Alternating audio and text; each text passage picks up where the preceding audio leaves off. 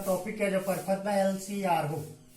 L का मतलब प्रेरकत्व, सी का मतलब धारिता, आर का मतलब प्रतिरोध।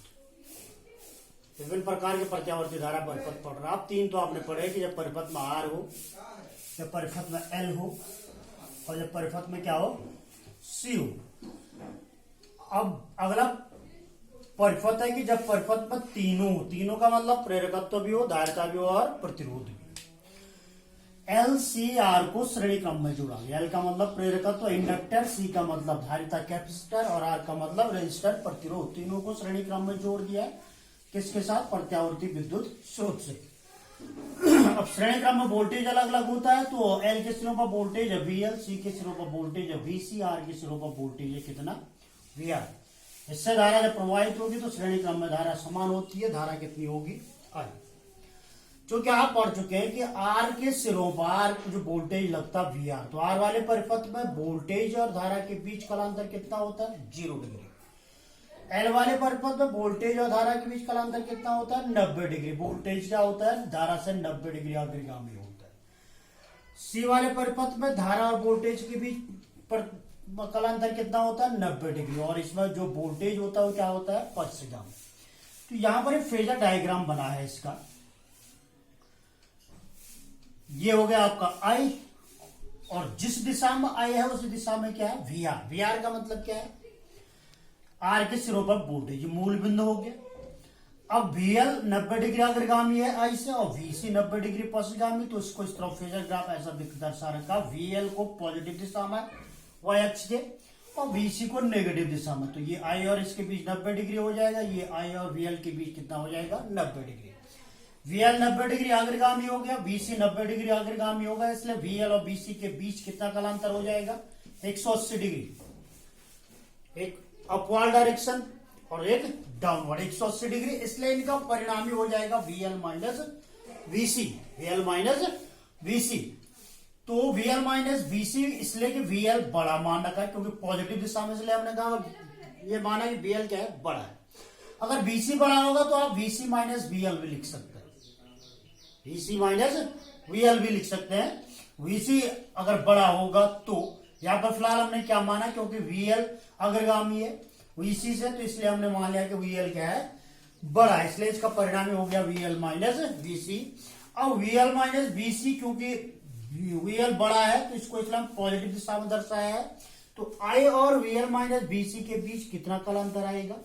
90 डिग्री आएगा। कितना कालांतर आएगा?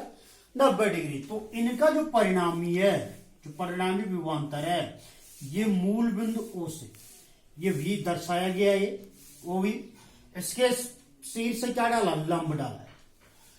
तो लंब डालने पर क्या बना? एक संपूर्ण त्रिभुज बन रहा है। तो इसमें परिणामी विभवांतर V निकालेंगे तो ये हो जाएगा आपका VR, ये हो जाएगा आपका VL माइनस VC, मतलब ये, तो V बराबर क्या हो गया? √VR square plus VL minus VC का होल स्क्वायर। क्योंकि V बराबर क्या होता है? V बराबर होता है IR, तो VR का मतलब हो गया IR, VL का मतलब हो गया IXL और VC का मतलब हो गया IXC। ये पहले पढ़े हैं आपने। तो IR square plus IXL minus IXC का होल स्क्वायर, I स्क्वायर सब में कॉमन आएगा, स्क्वायर का वर्गमूल क्या हो जाएगा? I बाहर आ गया, √R square plus XL minus XC का होल स्क्वायर। तो V अपॉन I का डिवाइड कर दिया, तो V अपॉन I का बराबर होता है Z, क्योंकि V अपॉन I बराबर R होता है। लेकिन R कब होता है? जब केवल परिपथ में क्या हो? R।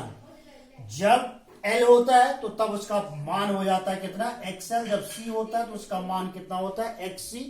और जब परिपथ में 2 या 2 से अवरोधक हो, 2 या 2 से अधिक का मतलब यहां पर 3 है, LCR।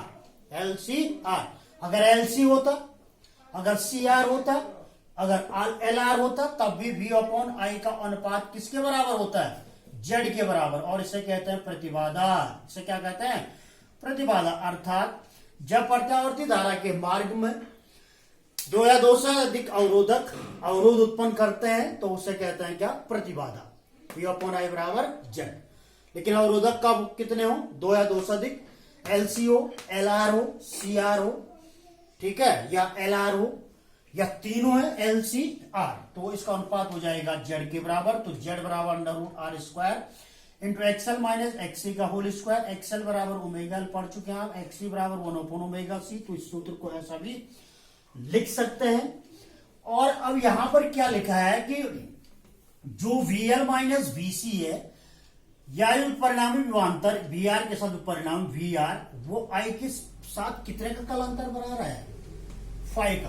तो वी व आई के बीच कलांतर कितना कलांतर है, 5 है। तो इसका अगर हम क्या निकाल दें, दिशा डायरेक्शन अगर फाइंड करनी, तो 10φ लंब है हमारे पास, आधार है, तो 10φ इक्वल हो जाएगा V L minus V C upon V R, I XL minus I XC upon I R, सब में आई कॉमन आ जाएगा, तो 10φ इक्वल टू क्या हो जाएगा, XL minus XC upon R. ये फॉर्मूला हो जाएगा किसका, दिशा ज्ञात करने के लिए, जो परिणामी विभवांतर है उसकी दिशा कैसे फाइंड करोगे। तो 10φ इक्वल टू क्या हो जाएगा, XL minus XC upon R, या V L minus V C upon V R. ठीक है। अब ये हमारे पास जो एलसीआर परिपथ है, ये एलसीआर परिपथ बराबर आपने पढ़ा, जेड बराबर पढ़ा आपने अंडर रूट क्या पढ़ा, R square plus XL minus XC का होल स्क्वायर। अगर इस परिपथ में केवल एलसी है, केवल एलसी हो, तो आर क्या हो जाएगा 0, तो तब जेड बराबर क्या हो जाएगा, एक्सएल माइनस एक्सी हो जाएगा, एक्सएल माइनस एक्सी। इसका होल स्क्वायर का वर्ग है, तो वर्गमूल हट जाएगा। दूसरा अगर एल आर हो, एल आर का होने का मतलब सी नहीं होगा, सी नहीं है तो तब जेड बराबर क्या आ जाएगा, तब जेड बराबर आ जाएगा under root R square plus XL का स्क्वायर।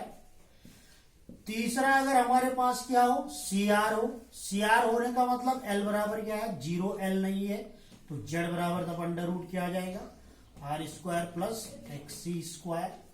तो इस प्रकार अगर आपके पास एलसीआर परिपथ, और एलसीआर परिपथ को आप समझते हैं, या इसकी प्रतिबाधा का सूत्र आप जानते हैं, तो बाकी आपको जो अन्य दिया जाएगा या पूछा जाएगा आप निकाल सकते हैं इस फॉर्मूले के आधार पर। ठीक है, ओके।